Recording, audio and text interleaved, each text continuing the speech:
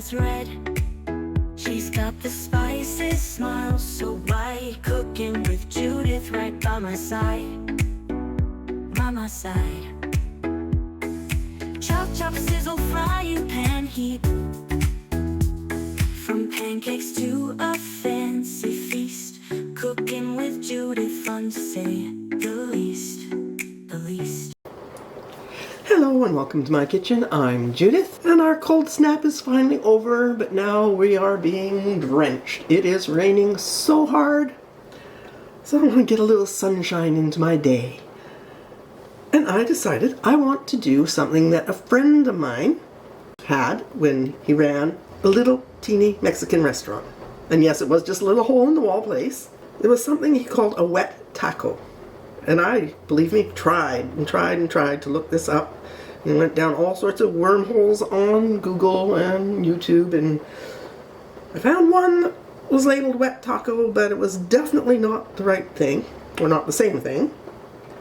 So I'm wondering, because of all my research, the closest I could come was enchilada. And I'm wondering if he didn't know what an enchilada was, it's doubtful, or because they were just using the same ingredients that they used for their tacos, they decided not to call it an enchilada, but to call it a wet taco. I have no idea where they came up with the name or why, but I loved it and I would eat them whenever I got a chance. So it's been many years since I've had one and I really wanted one, so we're gonna make them today. So I have a pound of ground beef. I have my taco seasoning. I will give you the recipe for that. I have some shredded cheese, and it's a combination of mozzarella, Monterey Jack, and cheddar. I have some flour tortillas, and I did make enchilada sauce earlier. I will give you the recipe for that as well, and actually I will show you how to make it. So first thing to get started with is cooking the ground beef. To cook our ground beef, I'm just going to put a little bit of oil in the pan, just so it doesn't stick and give us trouble.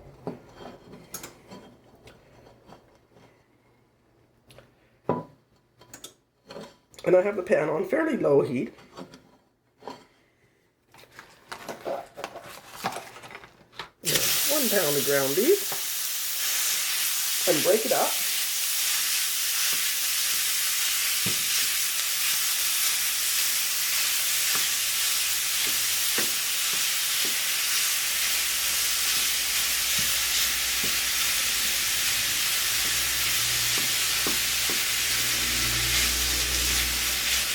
Okay, now we're just going to brown our ground beef, and then we will continue.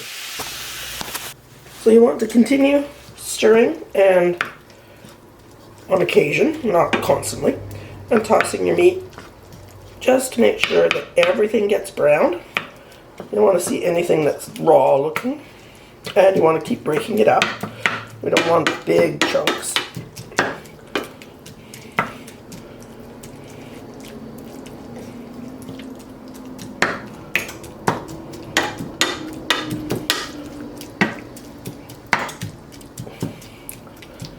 When you're happy with that, we are going to add our taco seasoning. As I said, I will give you the recipe for this. And depending on how spicy you want it, 1 or 2 tablespoons. I'm just going to do 1 1/4 tablespoons. Then I have some Annato powder that I have dissolved in water. And believe me, this stuff does not dissolve easily. It's a very fine powder. And this mostly is for color. So we're going to pour that in.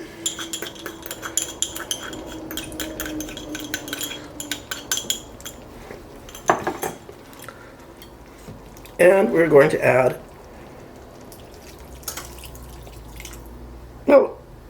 2/3 of a cup of water. And give everything a good stir around.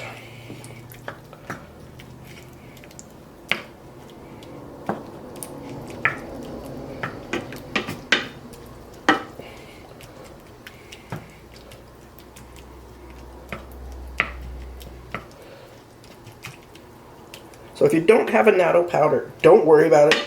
As I said, it's mostly for color.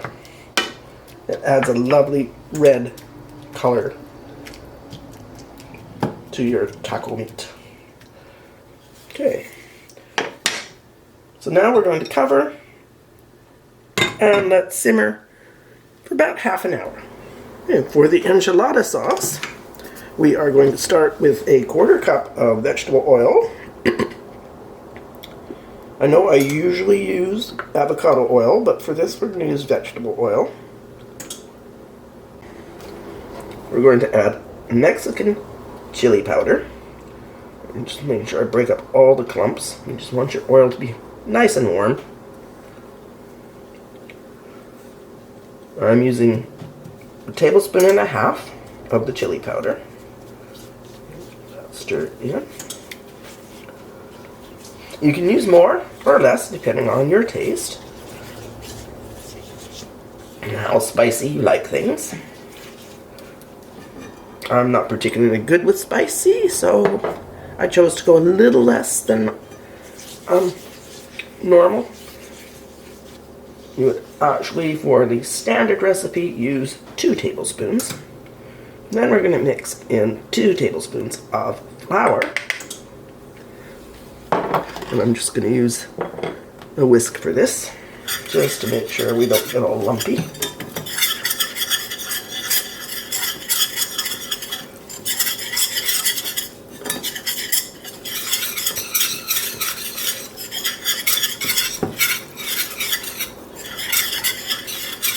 Smell that chili powder.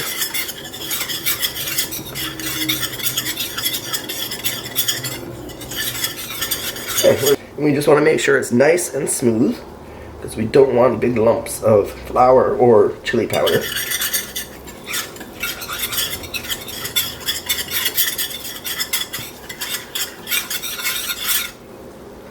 Okay, and next we have 1 cup, that's 8 ounces, of tomato sauce.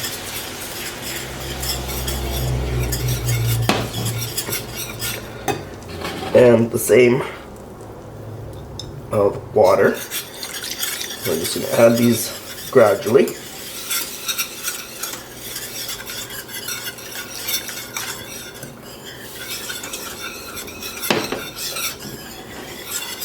And keep whisking to make sure it stays nice and smooth.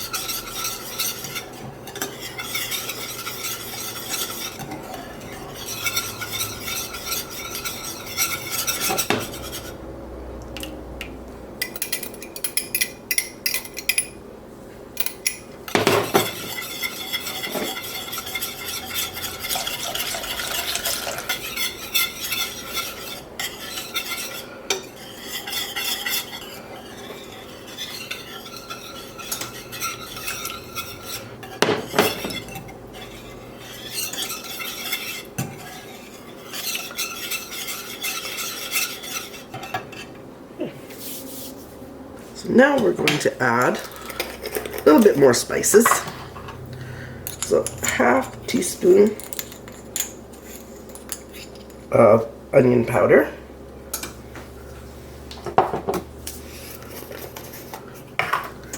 1/2 teaspoon of garlic powder.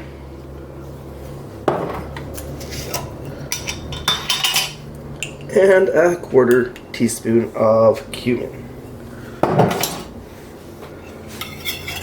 We'll stir it in.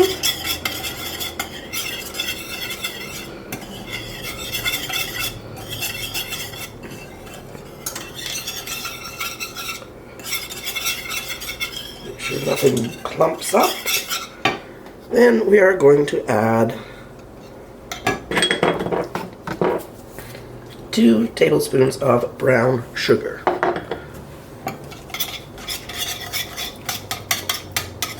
Get that stirred in and all melted and combined.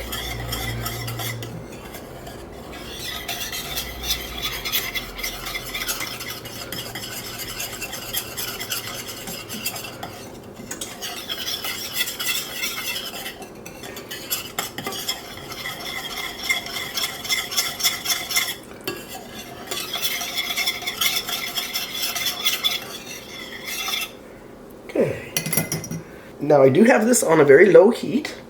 If you did it at a higher heat, like on medium or something, you would want to reduce the heat at this point. And I am going to turn mine down just a little bit more. We're going to let this cook for about 10 minutes. But let's give it a little taste and see how we're doing for flavor. Yeah, it's tasty. Not too hot for me. Like I said, I'm not really good with spicy stuff. If you like spicy, do add more of the chili powder. This is going to be just delicious. Pour it over our wet tacos. So if you're curious about Annato Powder, this is the package that mine was in. Mamacita's is the brand. And it contains annatto, which is the outside of the seed husk. Now, it's very difficult to read because it's very tiny, but it has some crustacean and other seafood in it just to make it pinker or redder, and some cornstarch, which is why it's difficult to dissolve. So when you do get it out of the package, that is what it looks like. Yeah, it's very fine, and it will float away. You can't shake it. I mean, yeah, it's fun. It's used a lot in Mexican cooking and a lot of other cultures in that area, in South America. I'm not sure about the Philippines, but possibly. Anyways, that's what it is. So after about half an hour, this is what you should have. There's still quite a lot of liquid in there. We don't want it to dry out totally. What we're hoping is that the beef will absorb most of the liquid so that it comes out nice and soft and not dry or in any other way tough and horrible. So now I'm just going to turn the heat off. I'm going to put the lid back on and just let it sit. And I can actually see a lot of grease. So that liquid isn't all just water. There's a lot of fat in there. But I'm going to put the lid back on. Just let it cool. As it sits on the warm burner, the burner is off, so it will cool. And the beef will absorb more of the liquid. And as usual, give your beef a taste. Just to make sure you've got the correct seasoning.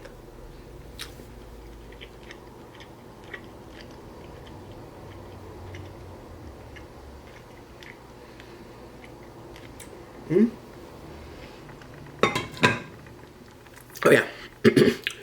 Oh yeah. That is more than spicy enough for me. And considering our enchilada sauce has some spice in it too, this will be a fiery dinner. So after debating with myself for a while as to which pan I should use to heat my tortillas, I decided, well, tortillas really should be done on a griddle or in a cast iron. So I'm using my iron pan, not my cast iron, it's iron, because I think it has a better no-stick surface. Of course, you can always just heat your tortillas wrapped in a damp paper towel in the microwave for a few seconds. I don't want to do that. I want them properly heated. So let me heat the pan up and I'll be right back. Now that our pan is hot, you can actually see a bit of smoke coming up off it. We're going to toast our tortillas.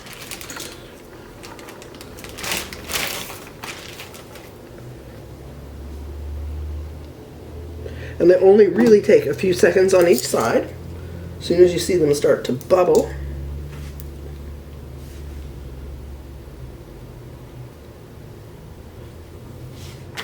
there we go.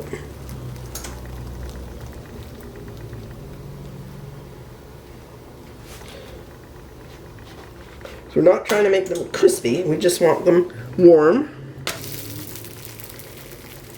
and soft.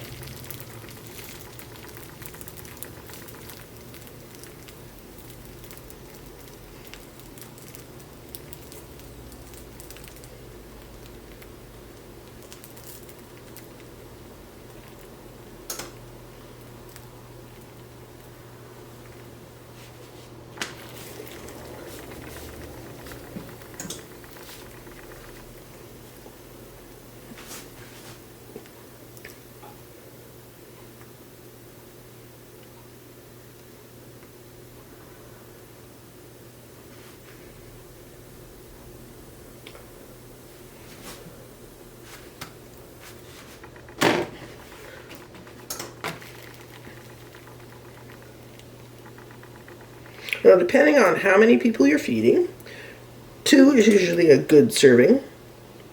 Or if they're big eaters, 3.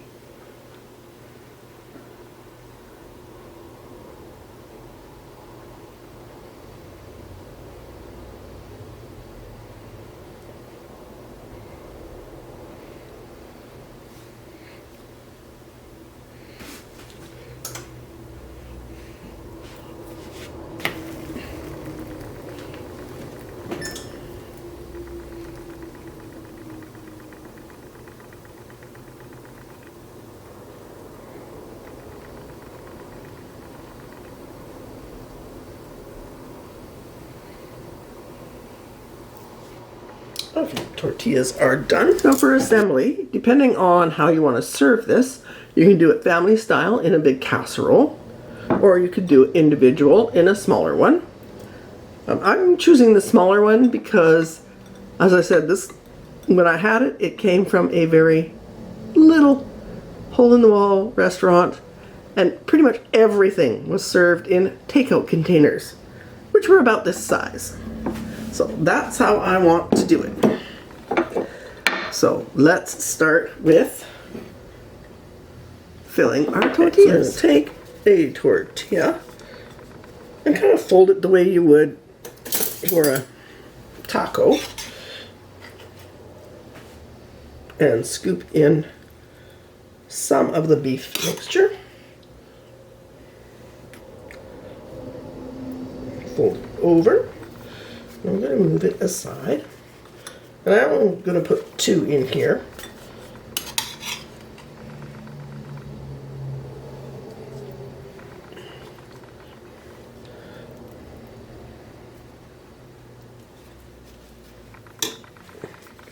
So put them down. You can roll them up a little bit better if you like. Like so. Then we're going to spoon on our enchilada sauce.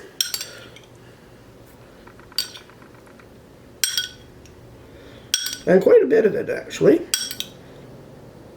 But you kind of want to leave the ends uncovered, so they can crisp up and get crunchy in the oven. Then we have our shredded cheese. Just gonna dump lots on top.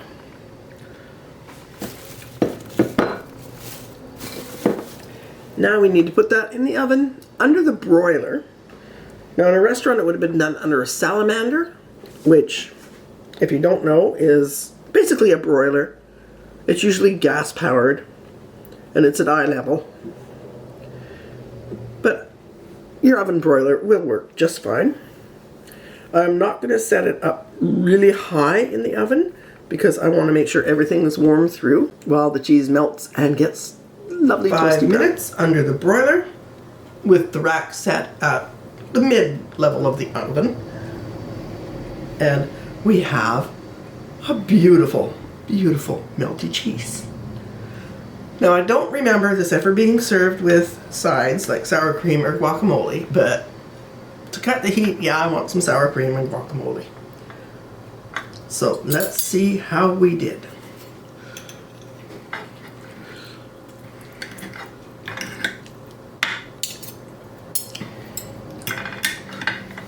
Just a little spoonful, little taste. First, without anything. It's very hot. Yes, I don't know if you can see the steam rising off of that, but it's pretty steamy. So just wait for it to cool a bit. Oh yeah, that's spicy. It's very good. Not quite how I remember it, but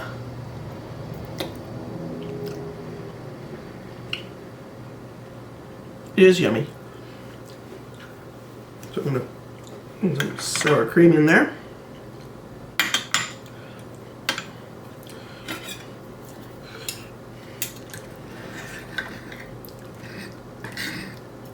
The sour cream, if it's too warm for you, If it's too spicy for you, the sour cream will help reduce the spicy. Depending on your guacamole, it can too, but some guacamole is pretty spicy itself. So give it a shot with the guacamole.